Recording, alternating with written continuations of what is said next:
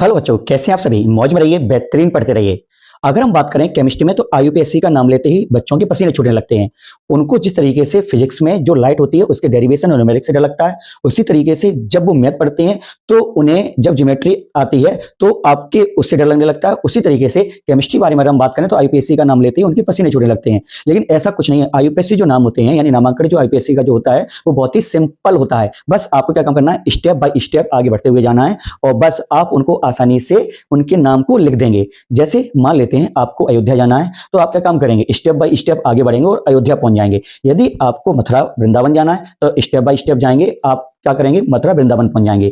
अब ऐसा तो है नहीं कि हम सोच रहे हैं मथुरा जाने की और स्टेप बढ़ा रहे हैं, मान लो हम कलकत्ता की ओर। तो ये बात हमें क्लियर मालूम होना चाहिए कि जब भी हम कुछ भी केमिस्ट्री में करते हैं, किसी भी सब्जेक्ट में करते हैं तो उसके स्टेप क्या होते हैं। क्लियर है? अगर हम बात कर लें, अगर हम आईयूपीएससी नाम तैयार करते हैं, चाहे वो ऑर्गेनिक के हो चाहे इनऑर्गेनिक के हो, तो उसके लिए सबसे पहले क्या करते हैं, हम स्टेप जानते हैं कि हमें क्रम बाई क्रम क्या तैयार करना होता है।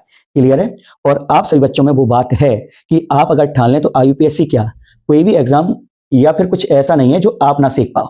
बस माइंड फ्रेश रखिएगा। और हाँ, कभी कभार स्कूल के टीचर्स, कोचिंग के टीचर्स और बड़े लोग आपको इतना प्रेशराइज कर देते होंगे कि आप थोड़ा बहुत डिस्टर्ब हो जाते होगे, स्ट्रेस में चले जाते होगे। लेकिन मैं तो ये बात कहता हूँ, इन लोगों को भी थोड़ा सोचना चाहिए कि एक जमाना था जब सास भी क्या थी, बहू थी। लेकिन आपको भी थोड़ा सा संयम रखना होगा, अच्छे से तैयारी करनी होगी और आगे बढ़ना होगा। क्लियर है? और समय को देखते देखते अब क्या हो रहा है, पहले जब लोग 10th-12th कर लेते थे तो उनको बहुत पढ़ा हुआ माना जाता था, लेकिन अब ऐसा नहीं है। आपको काफी स्ट्रगल करना होगा तब आपको सक्सेस मिलेगी। क्लियर है? तो आगे बढ़ते हैं। अगर आईपीएससी नाम तैयार करते हैं तो हम 3 तरीके से नाम तैयार कर सकते हैं। पहला क्या रहता है, सिंपल अगर देख लिया जाए तो कार्बनिक श्रृंखला दी जाती है, उसका आईपीएससी नाम तैयार करना होता है। नेक्स्ट वीडियो में आपको बनाऊंगा इस तरीके से क्या होते हैं, नोमेनक्लेचर तैयार करते हैं और हमें क्या करना होता है, इनका नाम तैयार करना होता है। थर्ड जो होते हैं, जो आपके पूर्व लंग जो होते हैं, जैसे मान लो हेलोजन जो भी एलिमेंट्स हैं, साथ में आपके जो मेथिल एथिल हैं, जब वो कार्बन से कनेक्ट हो जाती हैं तो उनके किस तरीके से आईयूपीएससी नाम तैयार होंगे, उसके लिए नेक्स्ट वीडियो में अपलोड कर दूंगा।